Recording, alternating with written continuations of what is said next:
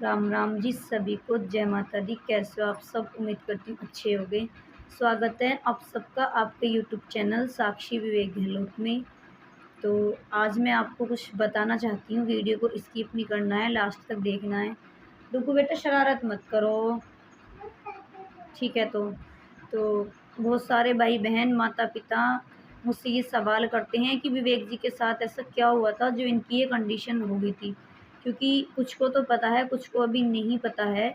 जो नए सब्सक्राइब हुए हुए हैं, जो जिन्होंने मुझे नया सब्सक्राइब किया है, जो मुझे अब सपोर्ट कर रहे हैं, तो उन लोगों को नहीं पता है।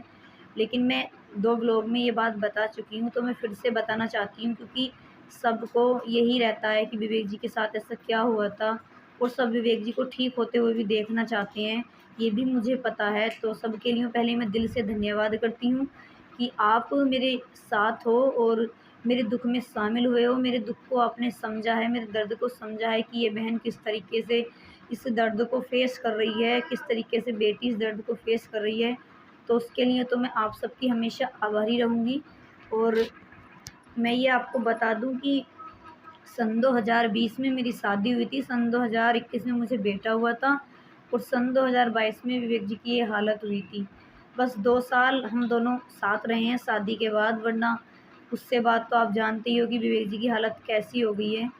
तो डुग्गू का खून का पानी बनना स्टार्ट हो गया था जब ये 6 मंथ का था। तो इसका खून का पानी बनना स्टार्ट हो गया था। तो हमने यहाँ पे आसपास के सभी डॉक्टरों को दिखाया। मुंह में उंगली नहीं देते बेटा। सभी आसपास के डॉक्टरों को हमने यहाँ पे दिखाया। बोलते हैं ना कि वो बहुत बड़ा डॉक्टर है, वो बहुत बड़ा नामी है, इस तरीके से। तो जो नामी थे उनको भी दिखाया, जो छोटे डॉक्टर थे उनको भी दिखाया, लेकिन इलाज नहीं हो पा रहा था। तो सब ऐसे ही कह देते थे कि हमारे समझ में नहीं आ रहा है। और इस तरीके से हमें ऐसा मतलब ट्रीटमेंट करवाते करवाते हमको 10 दिन हो गए थे डुग्गू का, लेकिन कुछ भी हमें पता नहीं चल रहा था। तो डुग्गू की हालत ज़्यादा ख़राब होने लगी थी, इसको उल्टियाँ बहुत ज़्यादा आने लगी थी। हम भी परेशान हो गए थे। फिर उसके बाद मेरी मौसी की लड़की की शादी मुज़फ़्फ़रनगर की तरफ हुई है।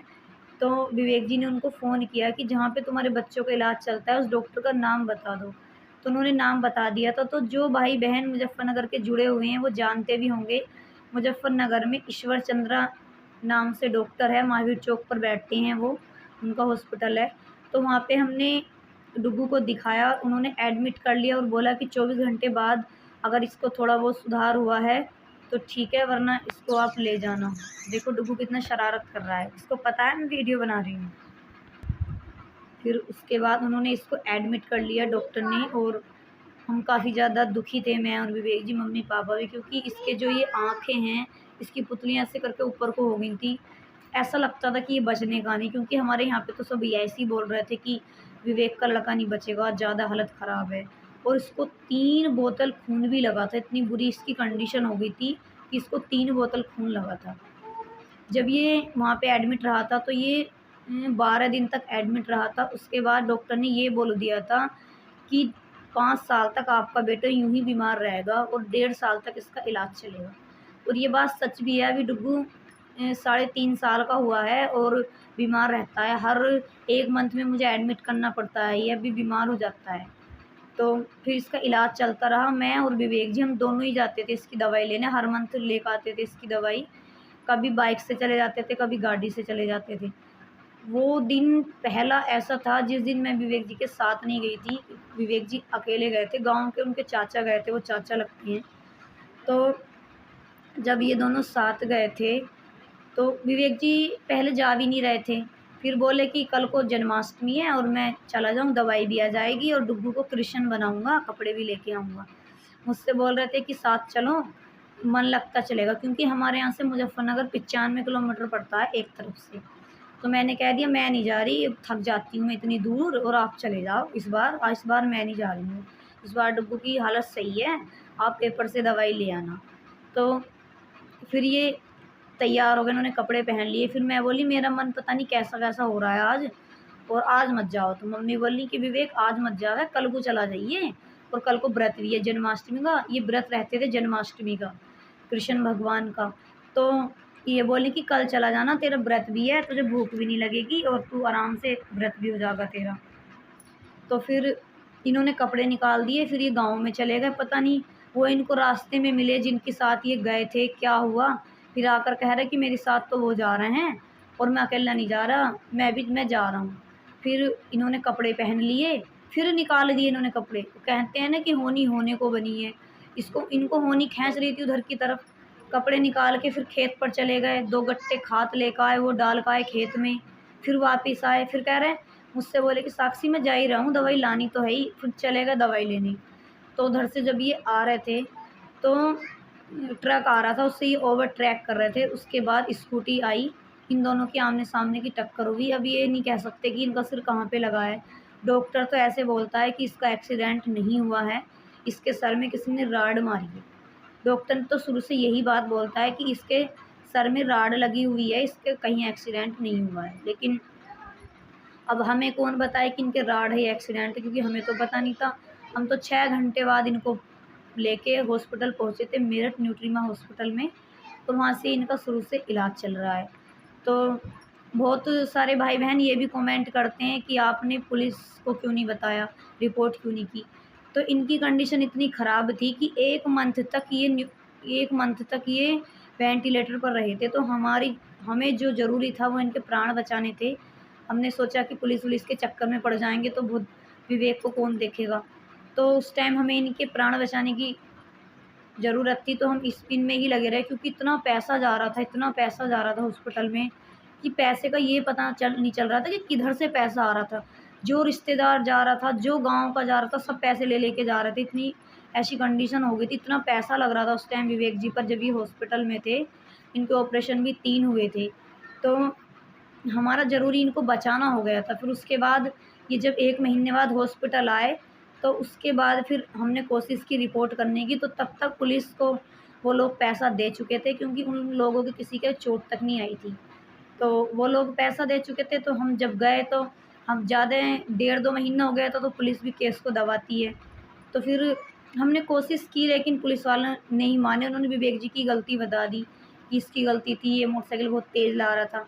जो कि हम ये तो नहीं कह सकते कि विवेक की गलती थी या किसी और की थी। लेकिन मैं इतना विश्वास है मुझे अपने आप पर, अपने पति पर, कि कभी भी विवेक बाइक तेज़ नहीं चलाते थे। हमारे गाँव के लड़के भी बोल रहे थे कि विवेक के साथ तो हम भी गए हुए हैं, कभी विवेक ने बाइक तेज़ ही नहीं चलाई। और मुझे भी विश्वास नहीं हुआ कि हाँ, क्योंकि मैं विवेक जी को बचपन से जानती हूँ और 7 साल तक हम दोनों का रिलेशनशिप भी रहा है। तो मैं तो विवेक जी को अच्छे से जानती हूँ, लेकिन पुलिस वालों के आगे किसकी चल सकती है? जो उन्होंने कह दिया वो मानना पड़ा। फिर उसके बाद मैंने पापा से कहा कि क्यों इनके चक्करों में पड़ रहे हो? जो होना था वो तो हो गया, कि अब रहने दो, हम रिपोर्ट नहीं कर रहे हैं। जो हमारे नसीब में ही ऐसा लिखा हुआ था, तो हम रिपोर्ट करके क्या लेंगे? वो 1-2 लाख रुपए हमें दे ही देगा, तो हमारा 1-2 लाख में भला थोड़ी हो जाएगा। हम तो इतने पैसे लगा के बैठे हैं। तो फिर मैंने पापा से मना कर दिया कि छोड़ो, हम पुलिस के चक्कर में नहीं पड़ रहे हैं, हमारी किस्मत में ही ये दुःख था, तो इसको हम फेस कर रहे हैं। और बस ईश्वर से यही चाहती हूँ कि मेरे पति ठीक हो जाएँ, बाकी मैं कुछ नहीं चाहती हूँ। और ये भी चाहती हूँ कि आप सब जो मुझे सपोर्ट करते हैं, हमेशा आप सब भी खुश रहो, आपके घर भी खुशियाँ आएँ। मैं तो आज भी यही कह रही हूँ और कल को भी यही कहूँगी कि भगवान मुझे कितना ही गरीब क्यों ना बना दे, बस मेरे पति ठीक हो जाएँ, क्योंकि एक औरत के लिए धन-दौलत जो होती है वो उसके पति होते हैं। और देखो, सोशल मीडिया पर आना मेरी कोई शौक या मुझे कोई पैसों का लालच नहीं था, मैं तो बहुत बड़ी मजबूरी में आई हूँ, क्योंकि विवेक जी पर हम काफ़ी ज़्यादा पैसा लगा चुके हैं और एक किसान आदमी के लिए उतना पैसा लगाना बहुत मुश्किल है। तो मैं इसी वजह से आई हूँ कि सोशल आपकी मदद से मुझे देखो पहला पेमेंट भी कल आ गया है, तो धीरे-धीरे मेरे पति का इलाज चलता रहेगा और इनके इलाज में रुकावट नहीं आएगी। बस यही मेरा एक रीज़न है सोशल मीडिया पर आने का। और सबकी हमेशा आभारी रहूँगी, आज भी आभारी हूँ और कल भी रहूँगी, क्योंकि आप लोग मेरे लिए एक भगवान का ही रूप हो, ईश्वर का रूप लेके आए हो आप मेरे लिए, कि आपने मुझे सपोर्ट किया, इस बेटी को, इस बहन को, समझा मेरे दुःख को।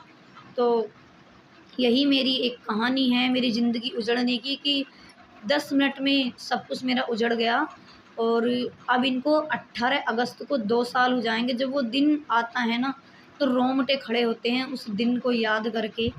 इनको 18 अगस्त को 2 साल हो जाएँगे विवेक जी को।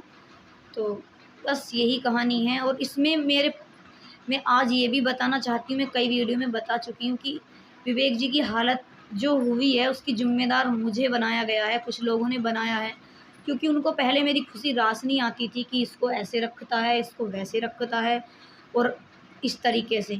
तो उन लोगों ने मुझे इस चीज़ का ज़िम्मेदार बनाया है। खुद मेरे सामने आकर मुझसे कहा है कि तैने अपने पति को खाया है। लेकिन मैं वो चीज़ों को अपने अंदर दफ़न करके बैठी हूँ कि जब मेरे नसीब में ही ये लिखा हुआ है तो सुनने में मुझे कोई दिक्कत नहीं है। सुन रही हूँ मैं, क्योंकि जब विवेक जी वहाँ पे थे तो इन्होंने मुझे 12 बजे वीडियो कॉल की थी। बहुत प्यार करते थे विवेक जी। जो आप मेरा प्यार देख रहे हो सोशल मीडिया पर विवेक के लिए, वो 1% भी नहीं है इनके सामने, इतना प्यार मुझे करते थे।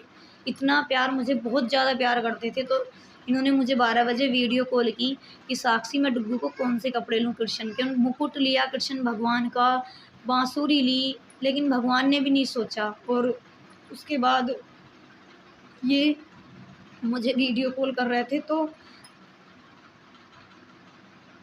बोल रहे थे कि कौन से कपड़े लूँ मैं डुग्गू के लिए। तो मैंने बोला कि जौन से आपको अच्छे लगे वो ले लेना।